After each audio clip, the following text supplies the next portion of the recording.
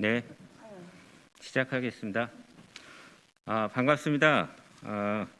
오늘은 더불어민주당 20대 이재명 대통령 선거운동본부의 소상공인 자영업 민생본부, 그다음에 더불어민주당의 을지키는 민생실천위원회, 그리고 많은 중소상인 자영업자 단체와 함께 지역화폐 및 소상공인 손실보상 예산을 증액을 촉구하는 긴급 기자회견을 갖게 됐습니다. 코로나19로 장기간 침체가 됐고 오미크론이라는 새로운 변이 때문에도 모든 국민들이 고통을 받고 있는 가운데 소상공인 자영업자 역시 많은 고통을 받고 있습니다. 민생 예산 확보를 위한 우리 시민사회단체, 중소상인 단체와 더불어민주당 소속 국회의원분들이 함께 오늘 자리를 했습니다. 참여하신 분들을 우선 소개해드리도록 하겠습니다. 많은 분들이 오셨는데요. 우리 이재명 대선 후보 캠프의 소상공인 자영업 민생본부에 속해 있는 분 좀 먼저 소개해드리도록 하겠습니다. 우리 산업통상자원 중소벤처위원회 우리 이하경 위원장님 자리해 주셨습니다. 네, 그다음에 우리 서영교 위원장님 행안위 위원장이시기도 합니다. 같이 해주셨습니다. 네, 그다음에 우리 더불어민주당의 을지키는 민생실천위의 위원장이신 진성준 위원님 같이 자리해 주셨습니다.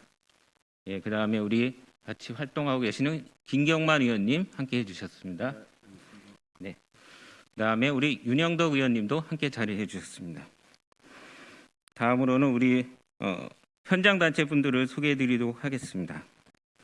한국중소상인 자영업자 총연합회 방기웅 회장님, 지역화폐 골목상권 살리기 운동본부의 부천 지역본부장의 한병환 대표님, 그다음에 한국마트협회 김성민 회장님, 한국슈퍼마켓협동조합 연합회 임원배 회장님, 복합쇼핑몰 출점저지 비대위의 김진철 회장님, 여성소상공인 자영업자협회 정현희 회장님, 한국편의점 네트워크의 손현덕 본부장님, 그다음에 마찬가지 한상총련의 우리 이성원 총장님 이렇게 같이 자리를 해주셨습니다. 그러면 오늘 지역화폐와 관련된 그다음에 소상공인 손실보상 예산 편성에 있어서 증액을 요구하는 입장을 여는 말씀을 우리 이하경 위원장님께서 먼저 해주시겠습니다. 네, 민생본부 이하경입니다. 엄동설한이 오고 있습니다.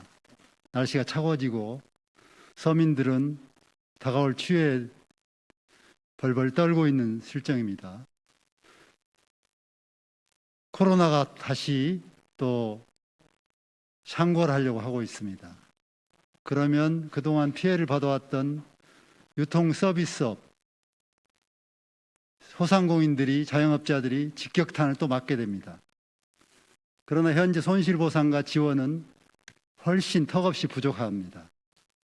더 큰 재난이 지금 올 위기에 처해 있습니다. 그런데 정부는 안이하게도 지난해보다 훨씬 더 적은 지역화폐 예산을 책정하고 그것을 고집하고 있습니다. 지역화폐는 쉽게 말하면 겨울이 다가오면 집집마다 보일러를 돌려야 됩니다. 그런데 보일러에 기름통이 비어 있습니다. 그러니까 기름통에다 기름을 넣어서 한 바퀴 돌리는 것이 지역화폐입니다. 재난지원금은 지역화폐를 통해서 방을 전부 한 바퀴 돌려서 방을 따뜻하게 하고 기름통으로 다시 물을 되돌아가게 합니다. 그런데 손실보상을 직접 하면 바로 소상공인의 통장으로 들어가고 맙니다. 그래서 보일러통에 온수는 차 있을지라도 한 바퀴 돌지 않으면 그 집은 따뜻하지가 않습니다. 지역화폐는 한 바퀴 방에 따뜻한 물을 돌려서 물통으로 들어가게 하자는 겁니다. 소상공인의 통장으로. 그런데 이것을 없애고 내년에 가서 손실보상을 얼마나 할지는 모르겠지만 이런 식으로 지역화폐를 무참하게 깎아버리는 것은 서민들의 경제와 가게와 우리 유통 서비스업의 돈의 흐름과 구매력의 확장, 수요의 확장을 막아버리는 것입니다. 하나는 기재부는 하나만 알고 둘은 모릅니다. 이런 기재부 이제라도 이 서민들의 아픔, 유통 서비스에 종사하는 소상공인 자영업자들을 위해서 지역화폐 지원 예산을 다시 우리 민주당이 요구한 대로 늘려주시기를 바랍니다. 감사합니다.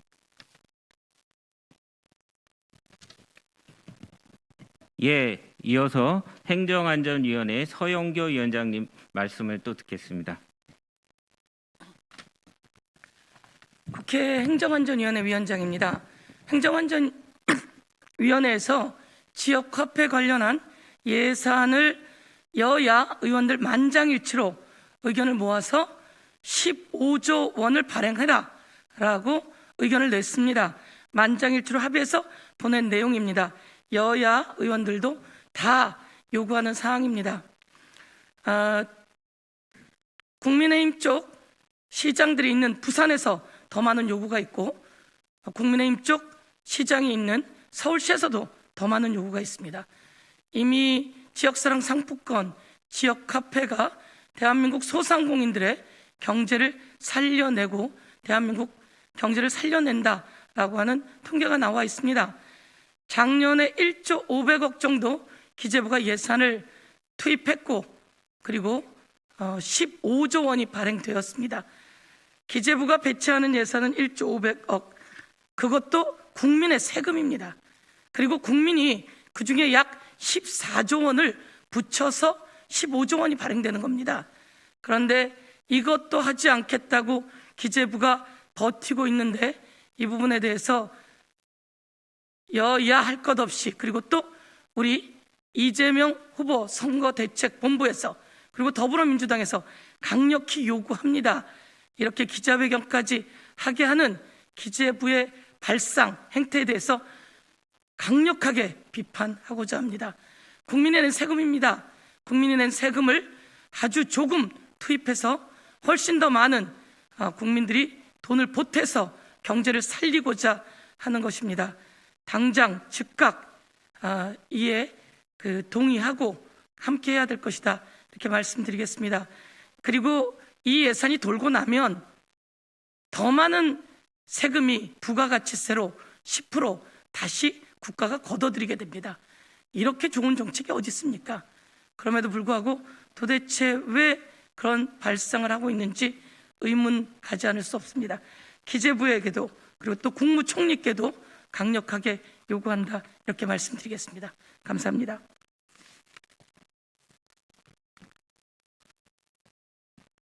네, 이어서 우리 현장의 목소리를 듣도록 하겠습니다. 두 분을 모실 텐데요. 우선 한국중소상인 자영업자 총연합회 방기용 회장님께서 말씀해 주시겠습니다. 예, 안녕하십니까. 저는 한국중소상인 자영업자 총연합회 상임위장 방기용입니다.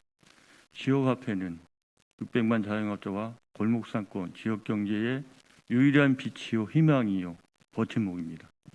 이런 예산을 대폭 삭감하여 이 지역화폐 자체의 정책을 무산시키려 하는 기재부는 각성해야 합니다. 우리 자영업자들은 지난 2년 동안 코로나로 인해 엄청난 고통과 어려움 속에 있습니다. 그나마 이렇게 근근히 버틸 수 있었던 유일한 희망은 지역화폐가 있었기 때문입니다. 그 예산을 대폭 삭감하여 지역화폐 정책을 없애려는 것은 바로 우리 자영업자들의 생명줄과 같은 생명줄을 끊는 것과 똑같습니다. 여야 모두가 동의하는 예산입니다. 지역의 지자체 시장군수 협의회 또한 강력히 요구하고 있는 정책입니다. 도대체 기재부는 어떤 생각을 가지고 무슨 마음을 가지고 그런 정책을 무마하려 하는 것이 도저히 이해할 수 없습니다. 저희 단체는 지난 11월 2일부터 그 광화문에 있는 정부총수 앞에서 노송농성을 하고 있습니다. 지역화폐 예산을 원상 회복하고 대폭 확대하여 우리 자영업자들의 고통을 덜어달라는 요구를 하고 있습니다. 기재부는 귀 닫고 문 닫고 이렇게 옥리를 부려서는 안 됩니다. 도대체 어느 나라의 기재부란 말입니까? 600만 자영업자들의 이 고통을 어떻게 감당하려고 이 예산을 삭감하려 하는 것 동의하지 않는 것입니까? 이제 당장 이 국회에서 요구하는 우리들이 요구하는 지방에서 요구하는 지역화폐 예산을 당장 원상시부께 확대해 줄 것을 강력히 촉구합니다. 그 책임을 나중에 어떻게 모면하라 하십니까? 그걸 듣지 않는다면 기재부는 우리나라에서 축출돼야 될 단체라고 생각합니다. 감사합니다. 예, 다음으로는 경기도 부천의 지역화폐 골목 살리기 운동본부 본부장을 맡고 계신 한병환 본부장님 말씀을 듣겠습니다. 네, 한병환입니다. 최근에 경기도 부천에서 전통시장을 상대로 지역화폐가 매출액에 차지하는 비중을 조사한 적이 있습니다. 한 650 샘플 정도를 조사를 했었는데 매출액의 20에서 40%를 차지하고 있습니다. 올해 15조의 지역화폐가 지역사랑 상품권에 발행되어졌는데 이것이 매출액에 차지하는 비중이 상당히 컸던 겁니다. 만약 내년에 이 대폭 준다라고 하면은 수많은 가게들이 문을 닫게 되는 아주 비극적인 현상이 발생할 수도 있는 것입니다. 이 지역화폐는 골목 상권과 지역 상권의 생명줄 같은 그러한 겁니다. 반드시 지역화폐가 증액되어져서 골목 상권과 소상공인의 경제가 살아나갈 수 있도록 해야 될 것입니다. 기재부는 적극적으로 이 560만 명의 자영업자의 목소리에 귀를 기울여서 지역화폐를 반드시 증액해 주시기를 바라겠습니다.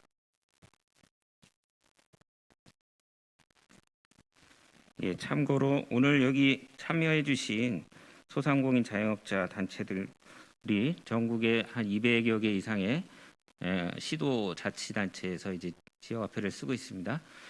그 시도자치단체에 속해 있는 자영업자들이 모여서 시민사회랑 같이 지역화폐 골목상권 살리기 운동본부를 결성을 했다고 합니다.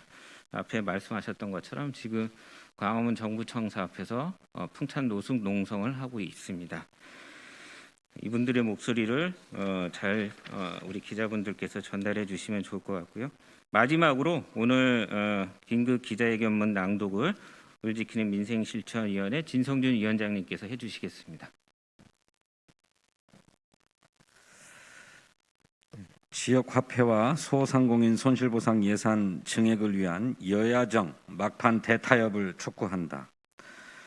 코로나19로 벼랑 끝에 몰린 소상공인의 유일한 버팀목 역할을 해온 지역화폐 예산의 정상화가 기획재정부의 숫자 노름 앞에 무산될 위기에 빠졌다. 30일 열린 내년도 예산안 관련 당정협의에서 기획재정부가 지역화폐 발행을 위한 예산 증액을 거듭 반대하며 합의를 불발시킨 것이다.